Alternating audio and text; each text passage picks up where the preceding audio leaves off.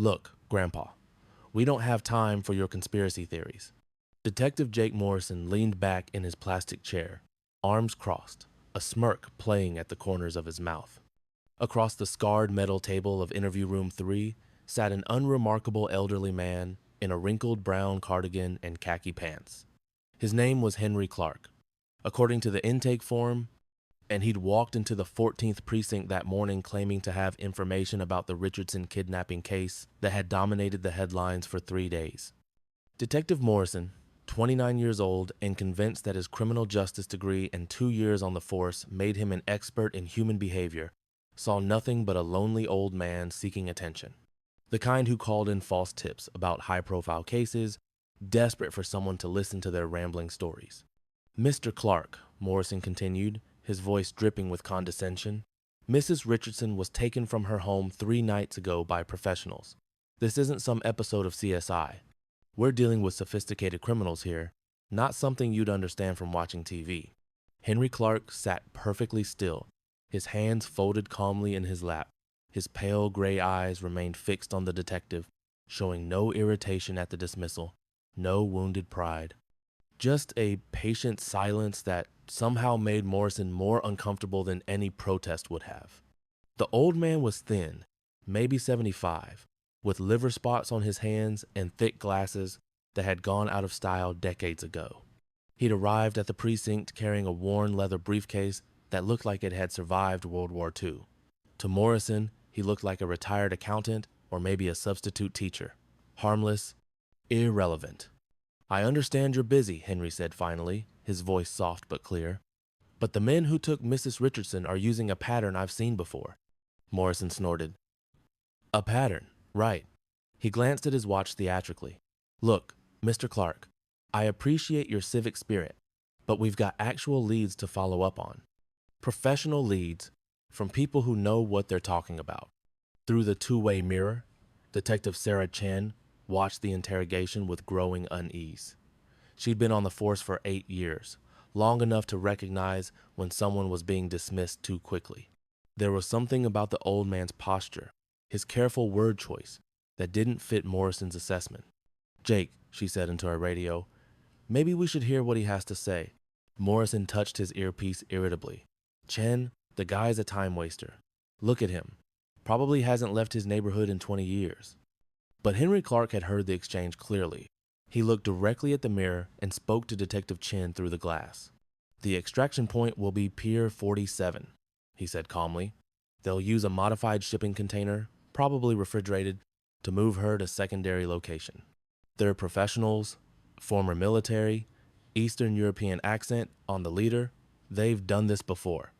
Morrison laughed out loud. Extraction point? What are you, some kind of spy novel fan? This isn't a movie, old man.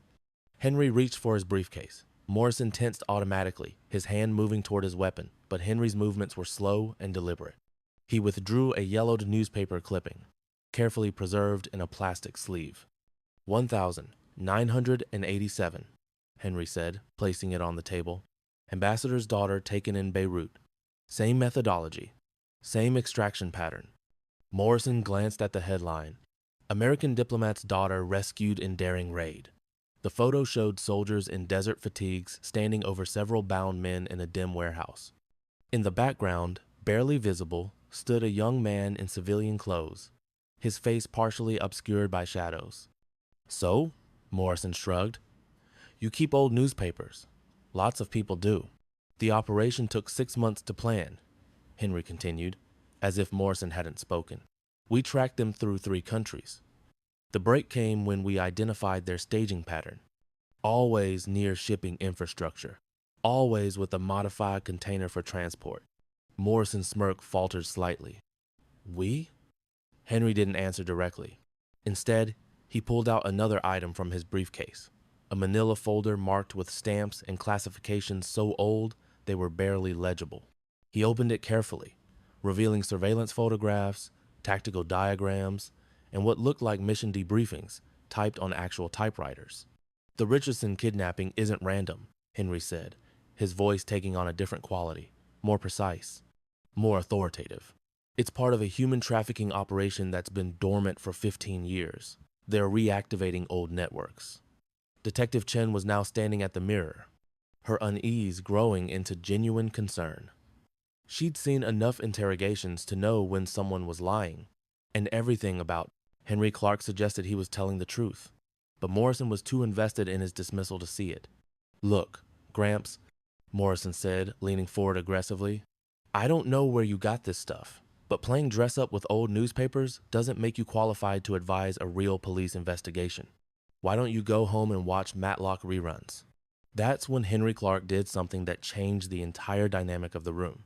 He reached into his jacket pocket and placed a small leather wallet on the table.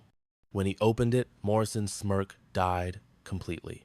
Inside was an ID card with Henry's photo, much younger, alongside text that Morrison had to read twice to believe.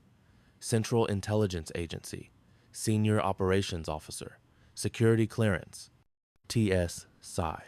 The room fell silent except for the hum of the fluorescent lights. "Retired, of course," Henry said quietly. "But I spent 32 years tracking people like the ones who have Mrs. Richardson." Morrison stared at the ID, his mouth slightly open. This has to be fake." Henry reached back into his briefcase and withdrew a thick file folder. When he opened it, Morrison saw his own face staring back at him from what was clearly an official personnel file. "Detective Jacob Morrison," Henry read from the file, "graduated from State University with a 2.8 gigapascals, 2 years active duty, disciplinary action for excessive force in 2023. Currently under internal investigation for mishandling evidence in the Kowalski robbery case." Morrison's face went white. "How do you—" "Because when someone walks into a police station claiming to have information about a federal kidnapping case, certain people get notified," Henry said. "And sometimes those people ask former colleagues to take a personal interest." Detective Chen entered the room, her expression a mixture of embarrassment and urgency. "Mr. Clarke, I'm Detective Chen. I apologize for the reception you've received." Henry nodded graciously. "No apology necessary, Detective. Your colleague was doing his job as he understood it." Morrison was still staring at his own personnel file. "You're really CIA?" "Was," Henry corrected. "I specialized in international kidnapping and human trafficking operations. Spent most of my career tracking organizations that moved people across borders for profit." Chen pulled up a chair. "Mr. Clarke, please tell us what you know." Henry closed his personnel files and focused on the case materials spread across the table. His demeanor had shifted completely. Where there had been a mild-mannered elderly man, there now sat someone with the bearing of a professional intelligence officer. "The Richardson kidnapping follows a pattern used by an organization we tracked for years in the 1992nd, he began. "They disappeared around 2008, but the methodology is identical. Professional surveillance, precise timing, minimal violence." "How can you be sure it's the same group?" Chen asked. Henry pulled out surveillance photos from his briefcase. "Mrs. Richardson was taken from her home at 2:47 a.m. on Tuesday. The kidnappers disabled her security system using a technique that requires specific training. They knew exactly where the cameras were, suggesting prior surveillance." Morrison, still reeling from the revelation, tried to regain some authority. "We know all this. Our techs already figured out the security system angle." "Did your techs also figure out that the van used in the kidnapping was reported stolen from a specific shipping company?" Henry asked. "One that handles containers going to Eastern European ports?" Chen leaned forward. "No, we hadn't made that connection yet." Henry opened a detailed map of the port district. The original organization used shipping companies as fronts. They'd modify containers for human transport, then move victims through established trade routes. If this is the same group, they're using Mrs. Richardson as leverage for something bigger. "Leverage for what?" Chen asked. "Mr. Richardson isn't just wealthy," Henry explained. "He's a defense contractor with access to classified shipping manifests. If they can force him to provide those manifests, they can identify which containers to target for broader trafficking operations." Morrison was struggling to process this information. "But why would they resurface now? You said they disappeared in 2008. Henry's expression darkened. "Because the person who was tracking them retired," he said quietly, "and they think the coast is clear." The room fell silent as the implications sank in.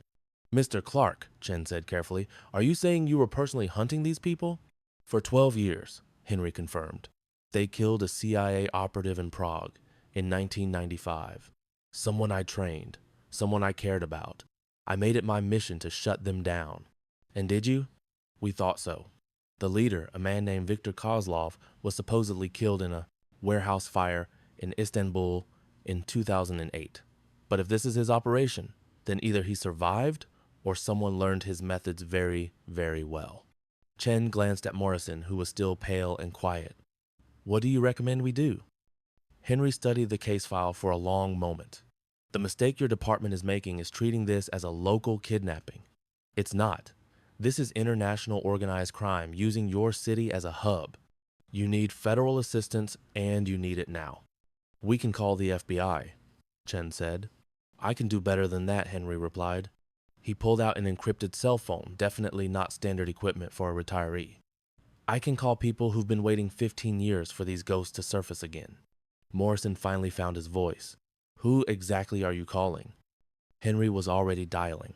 My replacement. The conversation that followed was brief, conducted in a mixture of English and what sounded like code phrases. When Henry hung up, he looked at both detectives with the kind of intensity that made Morrison understand why this old man had spent 3 decades hunting international criminals. Transport helicopter will be here in 20 minutes, Henry said. We're going to Pier 47. Chen blinked. We? Detective, Mrs. Richardson has been in the hands of professional killers for 72 hours. In my experience, that's about the limit of their patience. If we don't move now, you'll be investigating a murder instead of a kidnapping. Morrison was struggling to keep up. But how do you know they're at Pier 47? That was just a guess, wasn't it? Henry gave him a look that was almost pitiful. Detective, I've been tracking these people since before you were born. When I said extraction point, I wasn't guessing. I was reading their playbook. The sound of helicopter rotors began to echo through the building. Henry gathered his files and returned them to his briefcase, with the methodical precision of someone who had done this thousands of times. One more thing, he said to Morrison as they prepared to leave.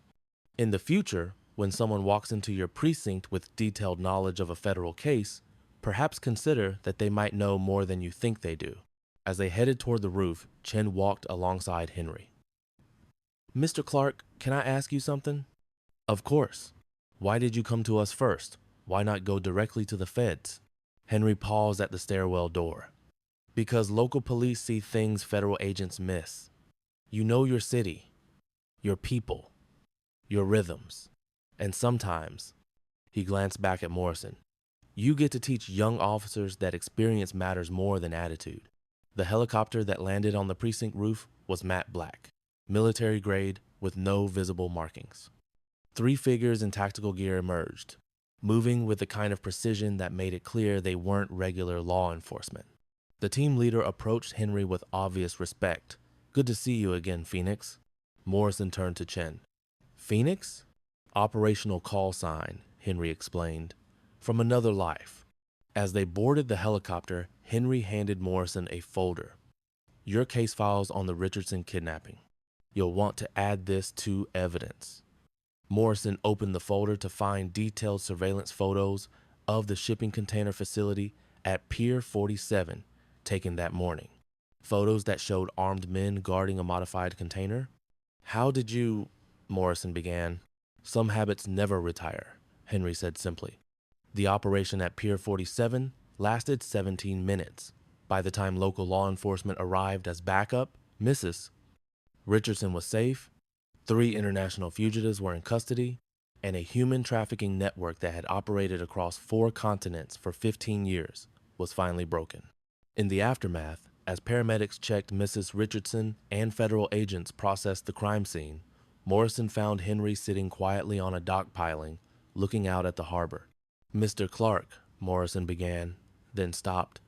I mean, agent. Henry is fine, the old man said. I haven't been an agent for a long time. Morrison sat down beside him. I'm sorry for how I treated you. You thought I was just another old man with too much time and too many theories. Henry finished. It's a reasonable assumption. Most of the time, you'd be right. But not this time. No, not this time. Henry stood, brushing dust from his cardigan. "Detective, can I give you some advice?" Morrison nodded. "In this job, you'll meet a lot of people who seem ordinary. Most of them will be exactly what they appear to be, but some of them will carry secrets, skills, and experiences you can't imagine. The trick is learning to tell the difference." "How do you do that?"